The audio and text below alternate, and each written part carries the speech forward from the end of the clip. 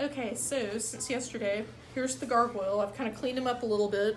Just wanted to show you guys because you saw what we left off with yesterday. So I've gone in, cleaned him up, given it some more detail. I've added some texture to the back.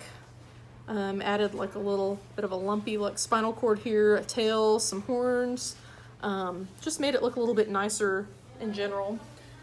So what I want to go over today is how to make the wings, because it seems like a lot of people have trouble with that.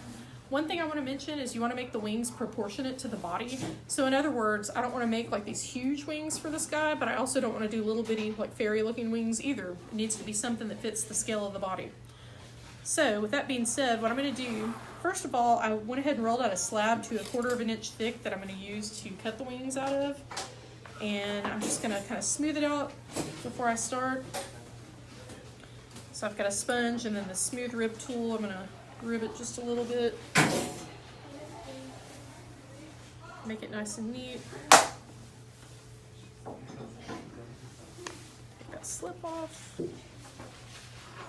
Okay, so I want to make these the right scale for the body. Alright, now your wings could look like bird wings, they can look like bat wings, you know, just be creative with it. There's not like one certain kind it has to be. So I guess I'm going to do kind of a bat wing look for this guy. And if you need to, you can draw it out on paper first and cut it out. If you're not sure how to do it, I would recommend doing that because it'll make your life easier in the long run. And then I'm just going to leave kind of a strip here on this wing where I'm going to attach it to the body. So I'm going to cut the first one out, remove that extra slab, and then I'm going to use this. So here's the first one in the rough, and then I'm going to flip it over and just cut around that to make the second one.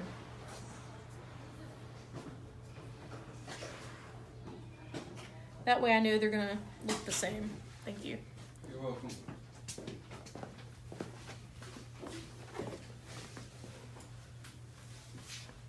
Okay, so now I should have two wings that are the same size, same shape. So I'll set this aside.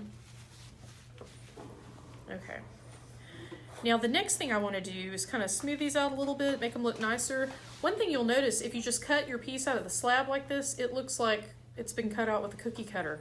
So I want it to look more natural. What I'm going to do is kind of thin out my edges some so they don't look so cut out. To me, just this little extra bit of work goes a long way.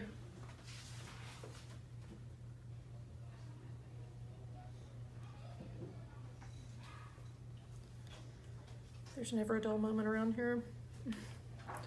Okay, so I'm going to kind of smooth out the edges. I'm not going to do it where I'm going to attach it though. I'm going to leave that alone. If you're going to do texture on your wings, you might want to do that now just because it'll be harder once they're connected. So do the texture before you connect them.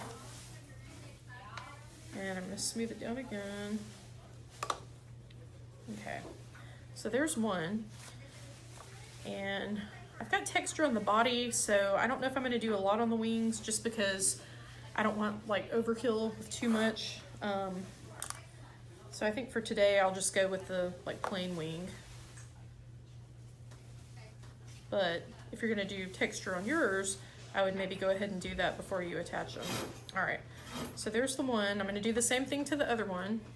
Just kind of thin out your edges so it doesn't look like it was cut out with a cookie cutter. And it should still remain about the same size as the other.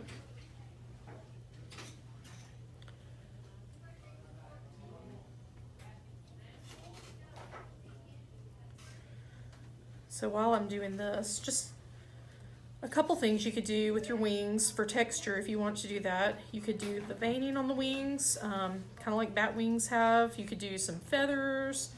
You could use some slip to make kind of like a rough texture, just to give it kind of a furry, feathery look. There's a lot of different things you could do. You could actually even take some something like fabric that has texture, like one of the doilies or another type of fabric, and roll it over this to impress like a texture on there. That would work nicely too. Okay, so I've got these made and set this aside. Now I'm going to attach these to the gargoyle. All right, now it's important that you've got it on a board so you can kind of support your pieces. So what I'm going to do, I'm just going to attach these right around in this area on the back, and I'm going to curve them some. Another thing you can do is you can make them kind of closer to the body, like they're kind of folded down, just depending on the size, but I want mine to stand out a little bit more, so I'm going to curve them. So I'm going to score and slip these in place, and I'm just using this little skewer to do that. You could use a needle tool or a serrated rib, anything else to score the area where you need to attach them.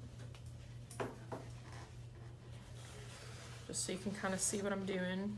Brush off the excess. And then I'm going to score this. Oh, you know what, I forgot, slip, but I've got a little bit of wet clay here that I think I can use that I scraped off the slab. Oh, that's okay. And I'll just give it a squirt. There we go. I can improvise. Okay, so I'm gonna take this guy, slip him on here, kind of press it down good. And you don't want to just leave it hanging because the clay right now is very flexible, it's kind of weak.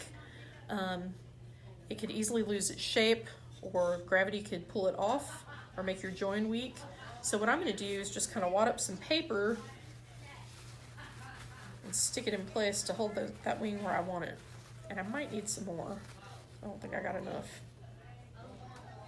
Let's see. Okay.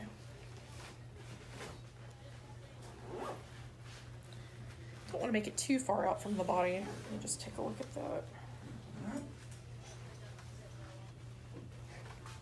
Kind of look at it from all angles so you know you're getting it the way you want it. Because once it's on there and dry, it's hard to fix.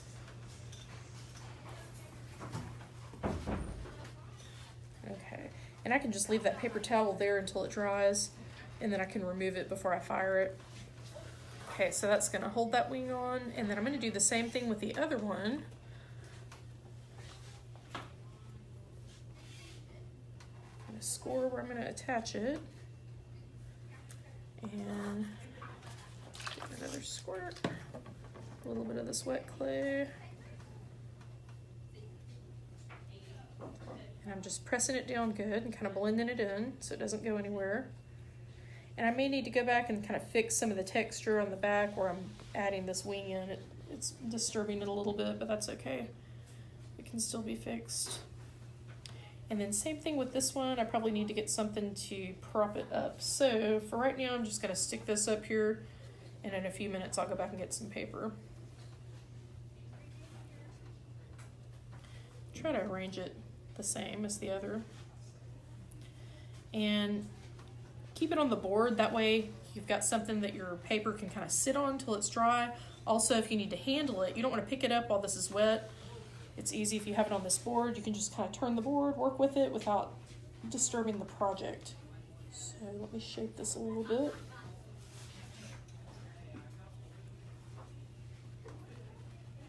Might not be exactly the same, but we'll make it close. Okay. And then I will just leave this here until it dries. In the meantime, if I need to go back and fix my texture, I can. What I used to do the texture before was just one of these wooden skewers, the broken end, and I just made some little impressions with that to kind of give it a rough texture. So I'll go back and like touch those up a little bit and then let the wings dry. You can also go ahead and blow dry them some if you want to speed up the drying process.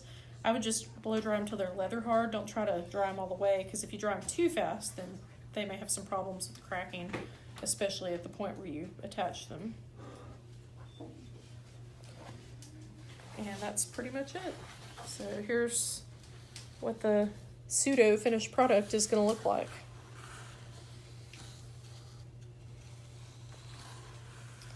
All right, thank you.